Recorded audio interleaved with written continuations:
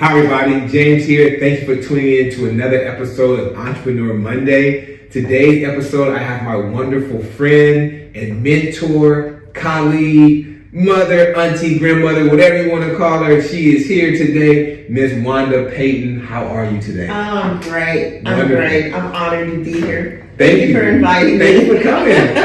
You're coming to all my different shows. I'm having a podcast on the James Show, on this show. I appreciate it. Yeah. Thank you. Yeah, I'm honored that you continue. This is my second visit. So Yes. It's very cool. Thank you. I appreciate that. I wanted to bring you on specifically to talk about this wonderful book that you have written, My Back Was Against the Wall.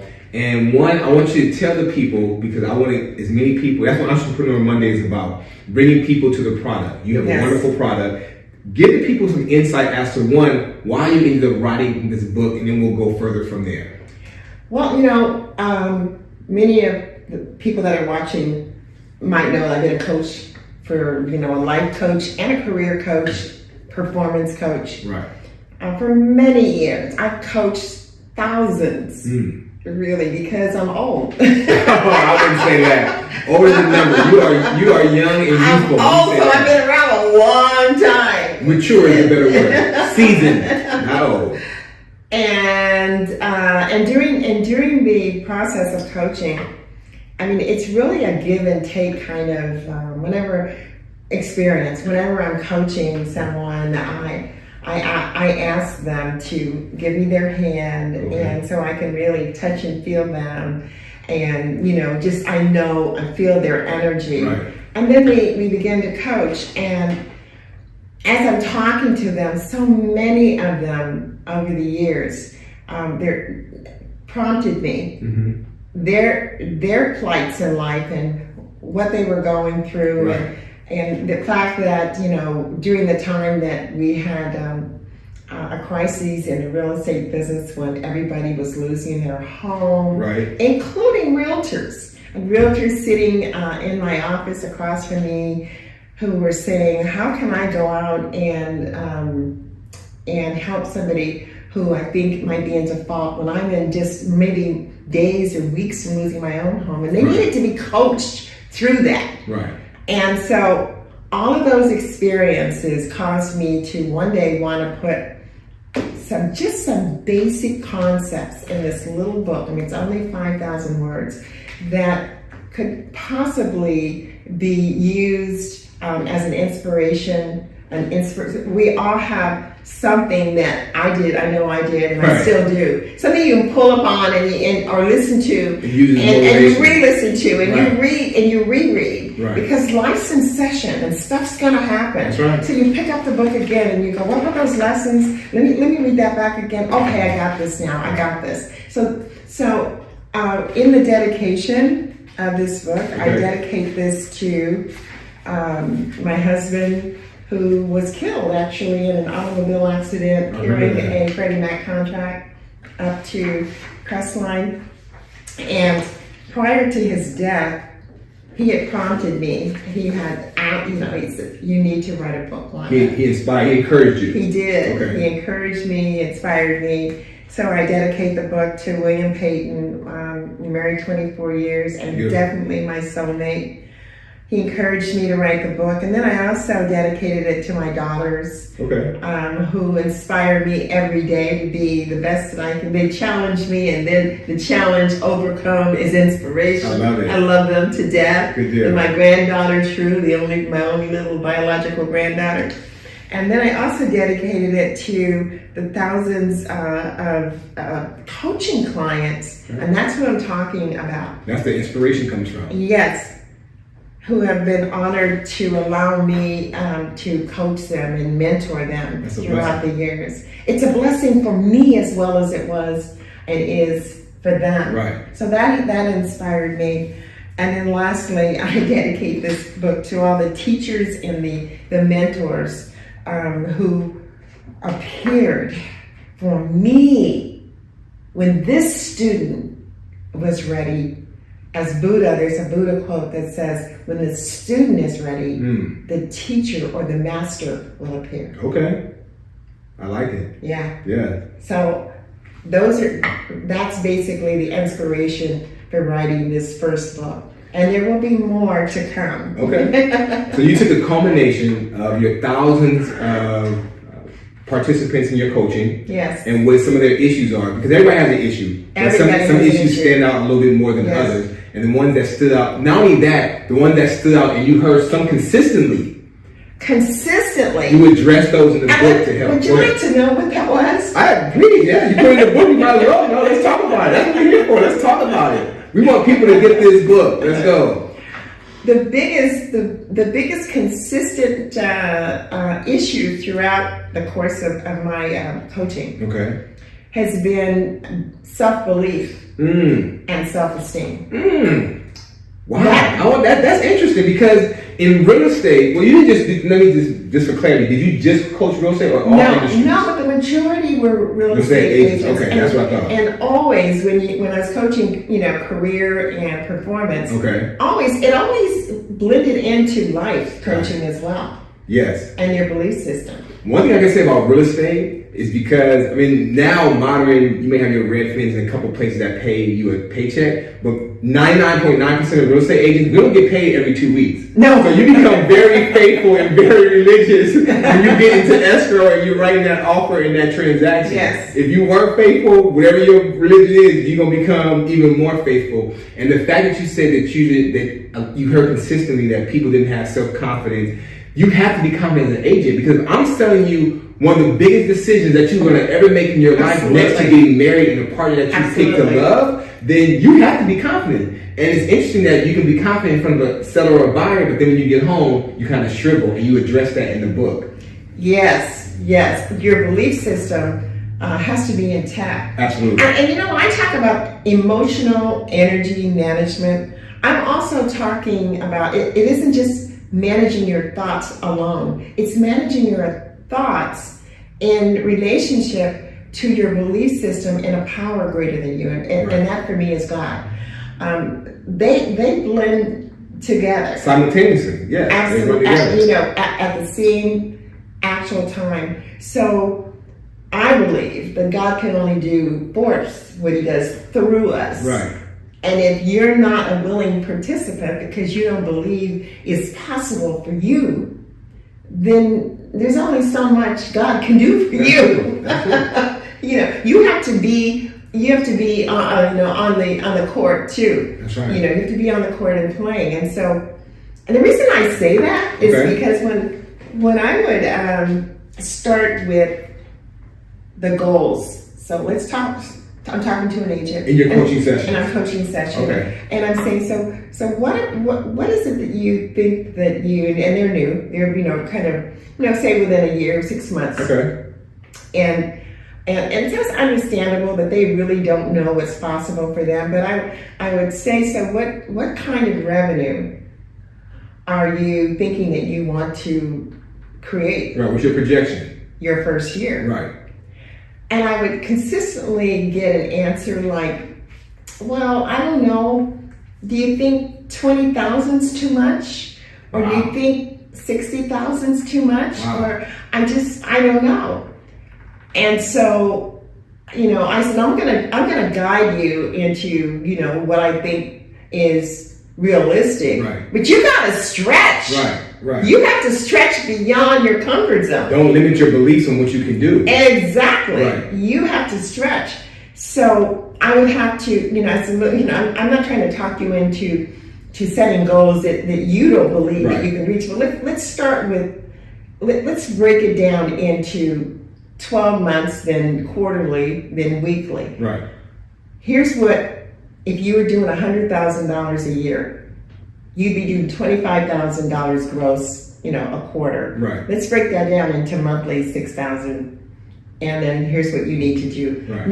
Now, I can tell you what you need to do in order to generate that kind of income. Right. Starting with prospecting, okay. Because it's a numbers game. You've got to be willing to do what it takes. Put the work in. And be consistent. Right. But more than that, you have to see yourself. That's right. Already at the 100,000. You gotta have that faith. You gotta see yourself there, and then we can fill in the blanks as to what you need to do. Right. Then I need a commitment from you that you're going to do it. That's the key. What's the commitment? Because if you're not committed to anything, then you can't make it work. That's why a lot of relationships don't work. Exactly. Because they're not committed, or they're partly committed, so they partly work. You have to be committed to your goal and your focus in order to make that objective work. What does that mean? It means that when you're rejected, and you're going to be rejected, right. You know, you're able to, number one, take a look at what it was you did or didn't do or could do better. Right. What classes do you need to take to shore up your confidence and your knowledge of what you're doing so you can present yourself? You got to walk and talk like you know what you're doing. And it's not BS. You have to feel that. That's right. You have to feel that. That's right. So that's the energy management piece that's important, and why I always, when coaching, integrated career goals and a number of goals with what we need to do spiritually, emotionally, consciously every day to see ourselves at that place. Otherwise, it's just a dream. Right. I read somewhere, goals without a plan is just a dream. So the dream by itself may feel warm and fuzzy. But if you're not putting the work and the dedication and the actions, it's not going to happen. And you don't have the plan of action. This is why, it's really interesting, we talk about entrepreneurs. Right. And so many entrepreneurs get so emotionally involved with the idea of what their product is and what their goal is, and all that is truly important. But they gotta have some foundation. That's right. Don't you agree? 100%. If I just use the title of entrepreneur and don't put in the work, it means absolutely nothing. But it's not just work, because you need to work smart, not hard. Right.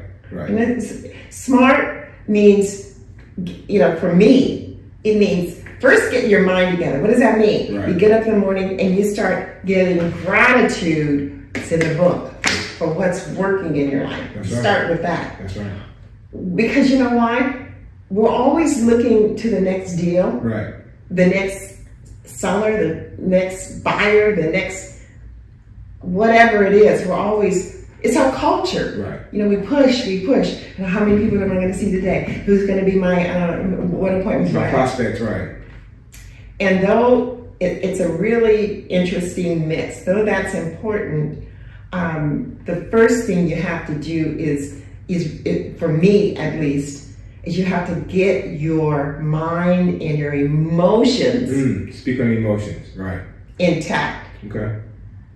And be grateful for what's working right now. Not that you don't want more to work. Of course you do.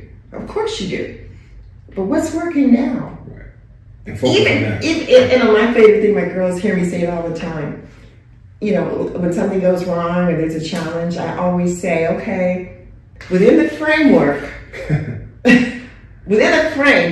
picture yourself a picture frame. Right. Within the frame of what just happened, what was the highest and best thing that occurred? Okay, I was late to an appointment. Okay, within the frame of what happened, now that's not a good thing to be late to the appointment. Customer doesn't know, client doesn't know that you're late, you haven't called them or whatever. Right. Within the frame of what happened, can you pull out any good stuff? Well, I eventually got there. I explained what happened. There was an accident on the freeway, and the good thing was they allowed me to come in. They weren't mad at me, and I got the listing. Right. Okay. It all worked out. Within the frame. Yes. Within the frame. So, I guess my point is that many times we don't take the time to be grateful for what is working, even within conflicting and contrasting situations. You can pull out something, James. That's good. That's right. Something that's working. And then you anchor it. Important word. You anchor it by writing it down. Sit on the best part. I use an online journal called Penzu, Penzu. Okay. It times and dates all of my entries. Nice. And what's so cool, it saves them.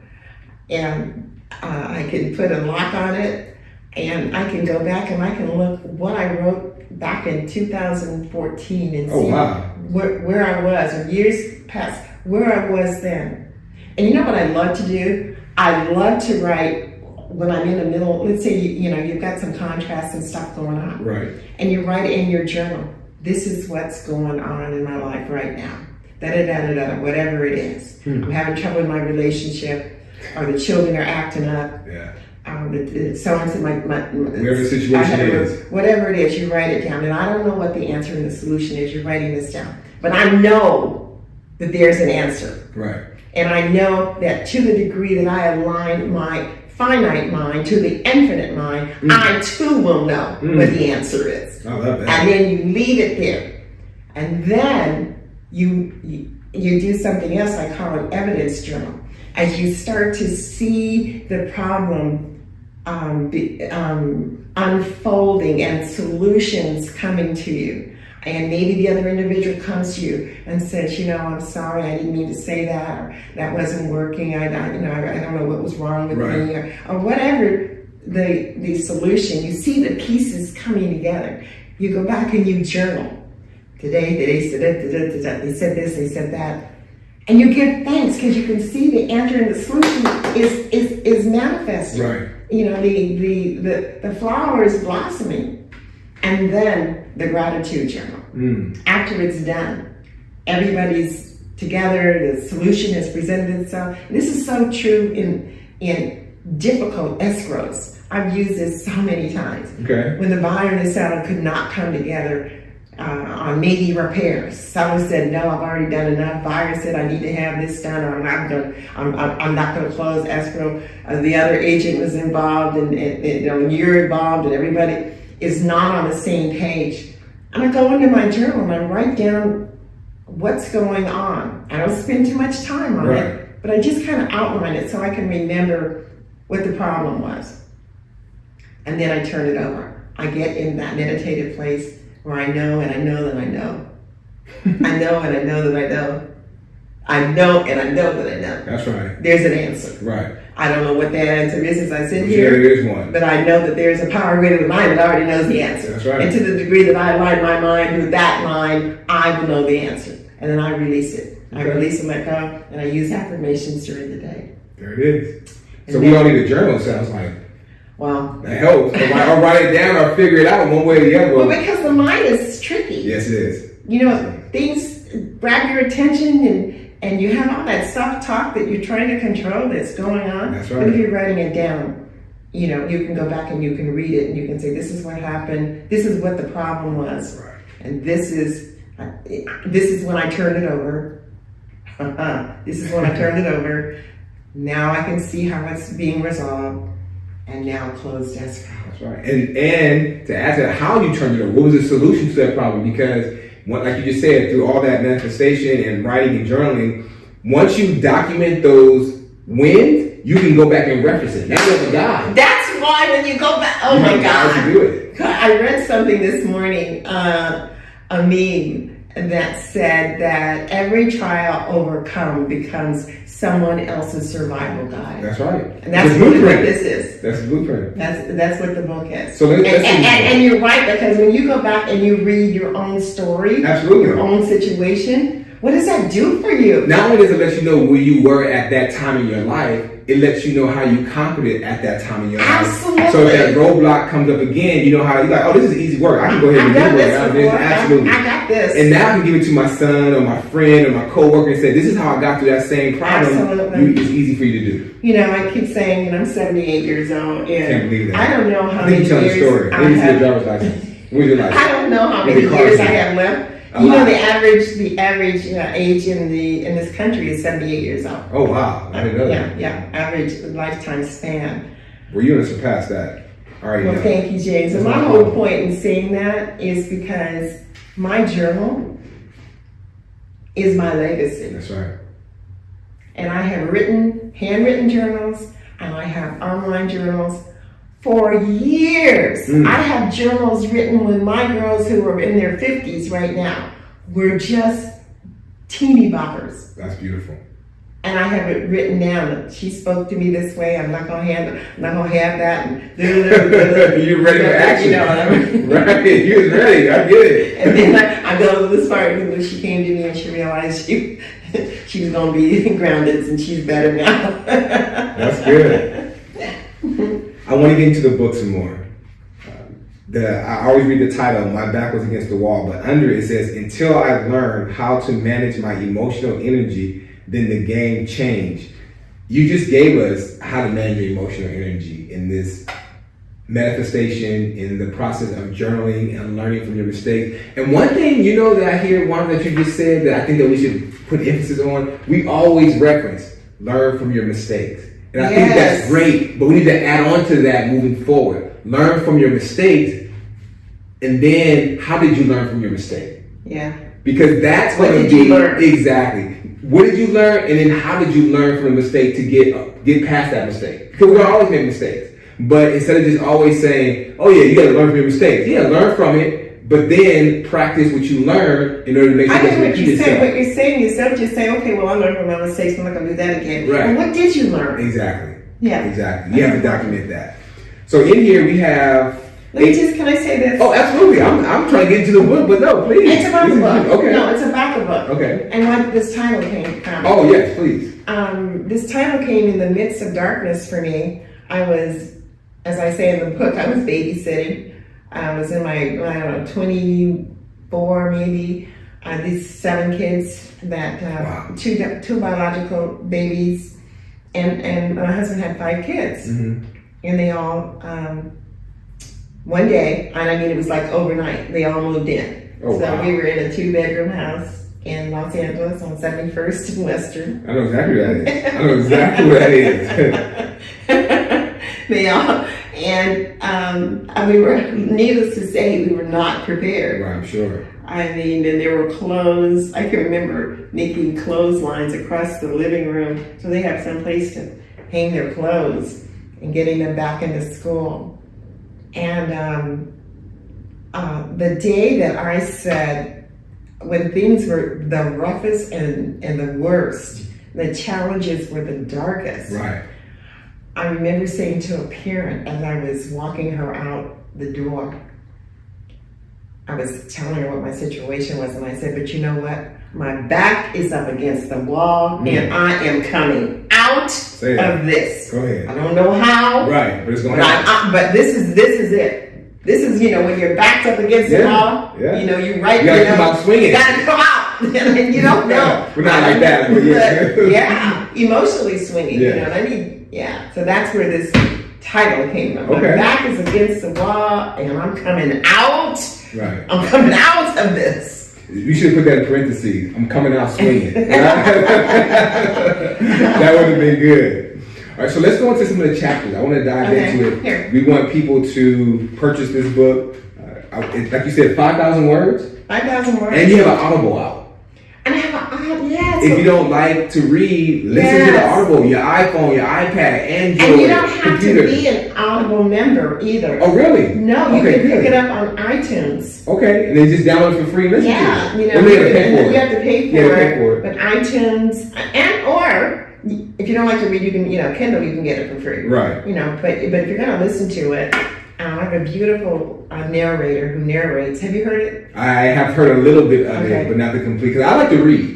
I like to sit there. Some people rather pick up the book and read it and highlight and do that. And so that's my thing. That's the. But the Audible, the audio is available. And again, you don't have to become necessarily a member. A lot of people are like, I don't want to join Audible, so I have that monthly, subscription fee. Okay. So it is available on iTunes and Amazon.com. That's right. Okay. Well, when they watch this episode, I'll make sure we include the links of that so they can go to it. That'd be awesome. I want to read through the chapters. You have 8 chapters, and I want to just highlight some of the chapters that you have. Chapter 1 is Introduction to My Story.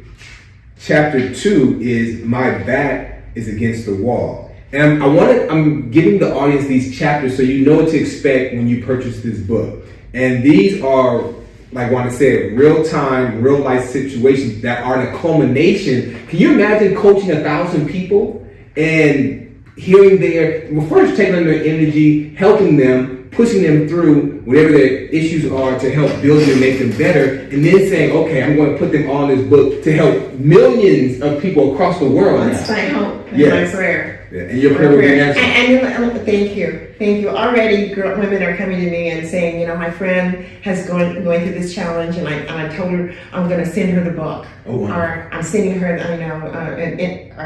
a gift audio. It's already happening. Yes. And that is so fulfilling. That's a blessing. You have no idea. I can only imagine. I sent you the text. Remember, we did the first interview, and I sent you a text that said, "Hey, I just bought that lady's book online, and how do you get the interview with her?" Yes. And that was just so random. Someone seeing on social media, but they had no clue, but they bought your book. Exactly. Yes, and then they acknowledged that. So chapter 2 is My Back is Against the Wall. Chapter 3. When the student is ready, the teacher appears. That was what we just. And that's when the transformation began. Okay. So I set it up with the transformation. This is when it changed for me. All right. And how it changed, and then the lessons that my mentor taught me. Beautiful. And now you're getting this from the mentor herself. So that I like that. Let's do a breakdown of each chapter. Chapter 4, I like this. Lesson number 1, clarity. Give me some insight to that. Yes. When I went to see this woman, I had no real expectations. I just really needed to talk to somebody. Okay. Somebody that I felt I could trust. Right. And could give me some insight as to what was wrong in my life. Right.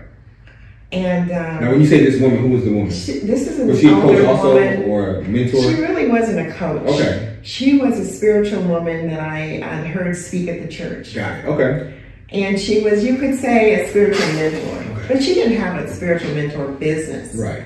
She just somebody you can go talk to. I just remembered, gosh, I remember getting her card. And she just popped in my mind. I mean, I didn't even know her from before. Okay. I was like, I need to go talk. I want to talk to her. I was just led to talk to her. Nice. And so when I got to, her apartment was on Wilshire Boulevard down in Los Angeles. Nice. And it was in a high-rise building. Okay. And I remember getting in the elevator and going up to her floor. And I was nervous. I mean, I didn't know this woman, but I just felt like she could offer me something. And so when I got there and she invited me in, and I don't know, I looked in her eyes and somehow it was calming, and she invited me in and offered me a cup of tea and had me sit on her big white comfy couch. And I sat there and tried to get my story out before I burst into tears. Right. And my question was, why is God punishing me? I think we've all asked that question at some point in our life. Well, what have I done? Right. I'm just, trying to mother these children, and, I'm doing the best I can, and why are so many things going wrong? Like I say in the book, and I heard Les Brown say this one time, he said, it seems like I'm either coming from a problem in the middle of one or on the way of one. Right. What? Why? And I'm only 20, I'm not even 25. Right. So she's the one that sat me down immediately. We paused, and she said, God is not punishing you. The universe is not punishing you. But if you think you're a victim, you become one. Wow. You become what you feel and see yourself as being.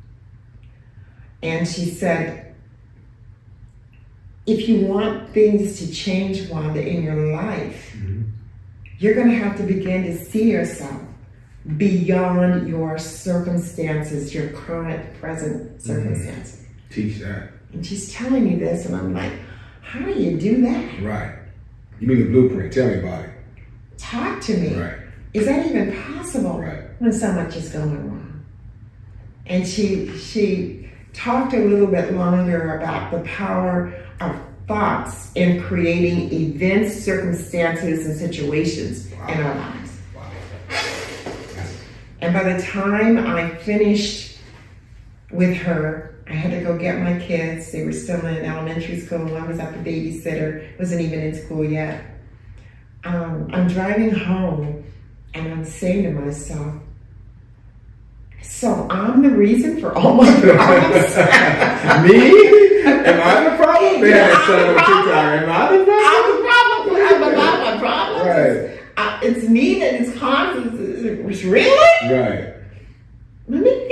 that. Right. It gives you some self-realization. possible? Yeah, I get it. But it seems like it's probably true. Because everywhere I go I. Right. Everywhere I go I. So that's a consistent denominator, is that I am going into all of these problems, and so it gave me something to ponder, but Right. it wasn't enough. And she said, knowing that I had no money to coach, to pay for her Right. coaching or mentor. If we began to coach together, if you would like to come back, and we can continually call it coaching. Right. And come back and talk. I'm not going to charge you. Wow. If you promise me that once you really embrace these concepts and you see your life beginning to make a shift, that you will pass these principles on to someone else. And that's what you did. And that's what I've done my entire life. I love it. So this is the combination of everything. And that's just chapter 4. We already got to chapter 5, 6, 7, 8. I love that. Okay, so chapter 5 is our innate power. Break that down a little bit for me, the innate power. Well, you go back to the first one was clarity. So I didn't Right. talk about that, but I'll just quickly say the first lesson that she taught me was, in order to know what you do want, you have to clearly identify what you don't want. Got it. And will not accept any further. Okay. In my case, I did not want all of this limited thinking and all of the situations that was caused by not having enough money and the conflict I was having with my mate. And so I can list, she said, list everything that you don't want. Right. And on one side of the paper. And then that will give you clarity to write down what you do want. Right. So what do you want? I want to be able to take care of my family financially. I want peace in my home. I want my home to be organized, and I want the place that we call home to be pretty, and I want to have money to buy furniture and put food on the table. These are the things that you want. That I want. Okay. And I want more than anything, I want peace of mind. I want peace of mind. I want to know that I am in that spiritual place where I'm growing spiritually, and peace of mind leading to joy and happiness. Okay. And that's the clarity. And that's the clarity. I love it. All right. So we're on chapter 5, our innate power. Break that down a little bit for the innate power. So then what she said was, so what you have to realize is that you're not trying to go after power. Right. You got the power. Got it. It came, the software came with your birth. You just have to load it. You just have to load it and use it. Yeah, and some of us don't realize, like, oh damn, this was in the package? I didn't know it was downloaded the whole time. They didn't know. Exactly. Yeah. Exactly. So we have to get that done. And so we I write about when Marianne Williamson, which I think I quote her here. Okay. When she says, our biggest fear, I think it's here, our biggest fear is not being, I don't want to misquote her, but she said our biggest fear in life is that we don't realize our power, our beauty, that we are made in the image and likeness of God. That's right. Who are we not to be beautiful? Who are we not to be famous? Who are we not to be wealthy and abundant and prosperous? Who are we not to be? That's right. And the more that we are, we give others, when our light shines, we give others encouragement to allow their light to shine. That's right. Help one, lead one, bring one, teach one, all the above. Chapter 6 is getting into action. That's self-explanatory. It's time for some action. I love that because you've been active from what I'm hearing the story now since 20 and younger. Up until now, you've been consistently going. Here's the once lesson 1 had been enacted or activated. Lesson 2, realizing my innate power, getting into spiritual alignment. Right. then I was open to receive creative and inspiring ideas. Okay. And so out of nowhere, you might say, getting into action was this phone call that I got from, my husband and I got from a friend we hadn't spoken to in years, who said, hey, you guys, I know that your husband's involved in security, and I know that, you guys can do this. I'm in charge of contracts for this company, and I think you guys could handle this contract, but I know you don't have a company yet, but why don't you get your license and submit a proposal, and I think I could be influential in getting you this big security contract. Wonderful. Now, it's not that I grew up as a young girl saying I want to open up a security guard company. But it's an opportunity. It was an opportunity that came my way, and when he said that, and we started to apply for the license from the Department of Collections and Investigative Services, and we got the license, I knew, you know how you know, and you know that you had that feeling, that's right. It was like, I've done all of my preparation, spiritually, emotionally. I've been managing my emotional energy. I've been giving thanks in advance for the good that's coming my way. I've been working on myself. That's right. And look what's happening. An opportunity has presented itself to me. So we ran with that. And I knew this is, in my heart, in my mind, I said, this is going to change our life. That's right. This is going to change my family's life. I even thought I was young, I was in my 30s. We gonna be millionaires. And we got the license. We submitted the proposal, and we were rejected. Oh wow! And why would we get it? We didn't even have any guards. it was just it was like we wanted it so bad. We said we could do whatever we need to do. We'll hire some guy. We'll get it. We'll figure it out. We'll figure it out on the way. But we didn't, he called us and he said, I'm sorry, you guys, you didn't get, you didn't get the contract. And this is how life, and I put this in the book, that success is not always a straight trajectory. Right. I see the meme says, you think success is this way, then the meme has these squiggly lines, backwards, forwards, back and forth. Right. Don't get discouraged. Right. It's rarely like that. That's right. You get an idea, you get a proposal, you get, they give it to you, you start working. No, it doesn't always happen that way. It rarely happens that way. Absolutely. So we took a step back, and my husband was like, well, hey, it didn't work out, we tried. And I was like, my girlfriend of mine, I was very close at the time, and she said, why don't you do it yourself? I love it. I said, what? Independence. Why don't you do it yourself? You don't need a contract to start a garden company. Do it yourself. And that turned my mind. I was like, yes. So without any, and I know so much more today at the age that I am than I did. Absolutely. But I was so filled with faith and self-belief. I remember going down to, this is years and years ago.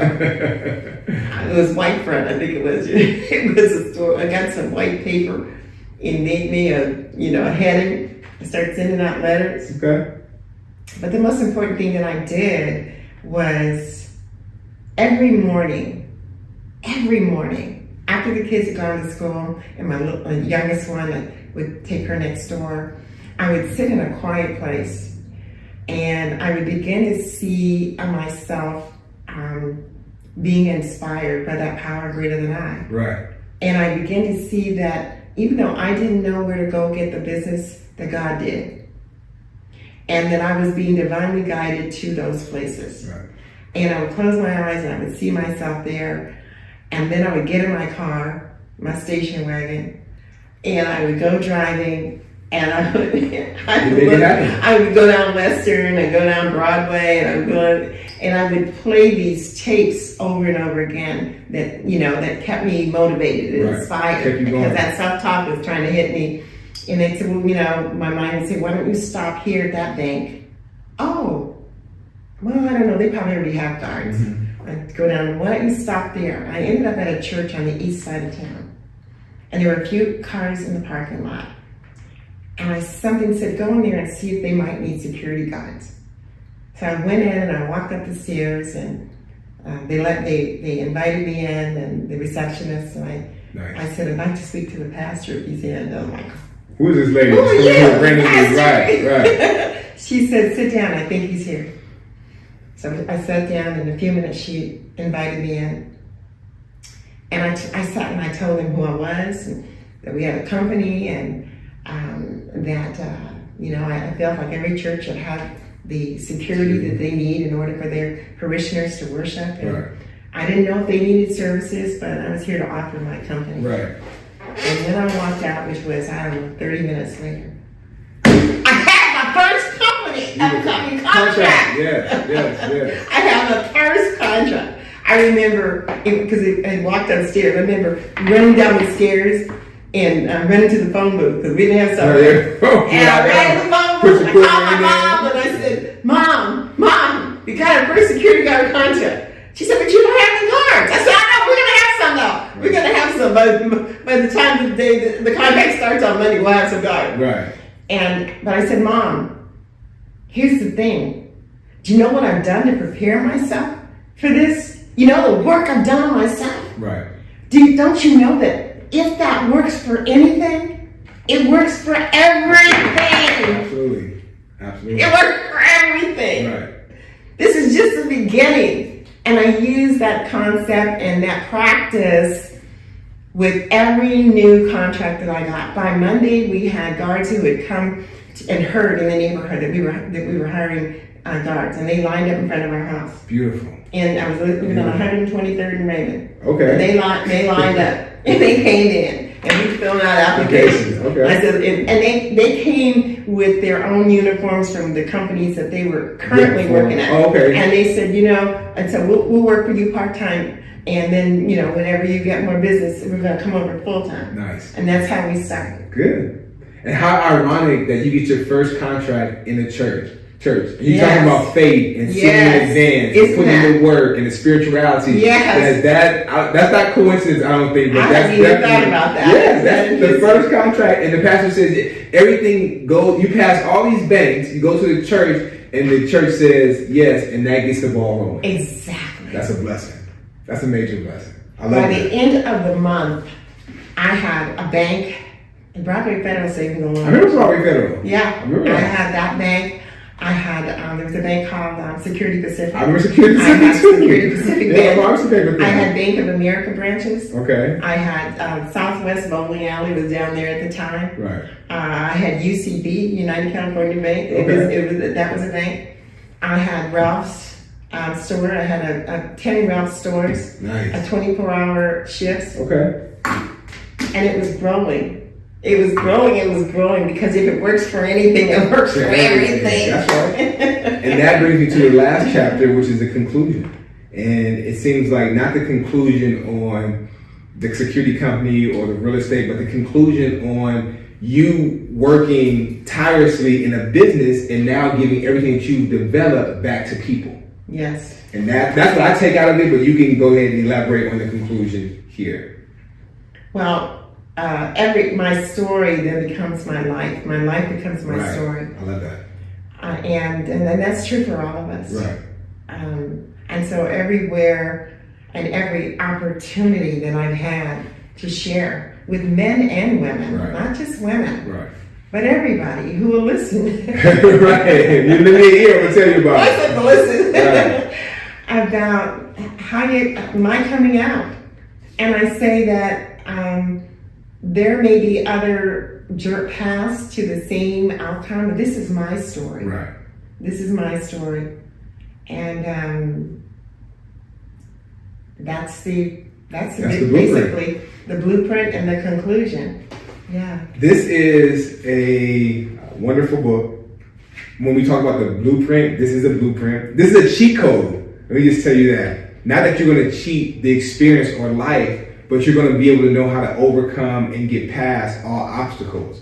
And this is something that will not only inspire you, but it will elevate you and take you to a whole nother level. Thank you. Seriously. And that was my goal, as to spend as much time on this book as possible today on this particular episode. I want everybody to go out and pick up this book. I want you to download it and listen to it if you don't like to read, only 5,000 words. I want to say this too, that the end of the story, the end of the book, lets people know that life is in session. Right.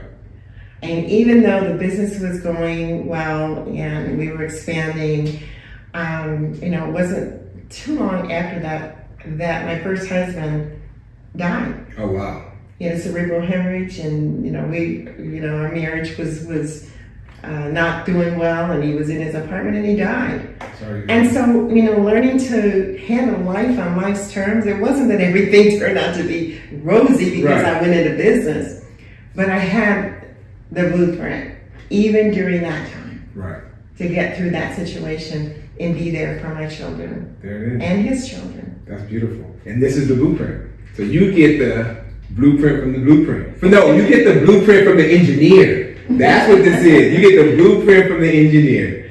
And we want you all to support it. So thank you, Wanda. Thank you so Thank much you for taking the time. No, I want it. We love it. We love it. Every time I hear it, or I'll go back and watch clips, or as I'm editing clips, I'll listen. I'm like, damn, this is really good. Let me share this one. How many views can we get from this one? Because we want to let people know that you are a true gem and a blessing, and everything that you have to offer, we want the community to receive it. We want the world to receive it and give it back to you in tenfold, and just say thank you. Thank you so much. Thank you. I appreciate it. Until the next time, make sure the podcast next week, Wanda's going to be on there talking about relationships. It's a totally different ball game, a little bit, we're going to talk about self-esteem. Self-esteem. And the relationships are going to come into play. That is. But that's going to be the unfiltered version of all of this. So stay tuned, pick up the book, and thank you. Thank you.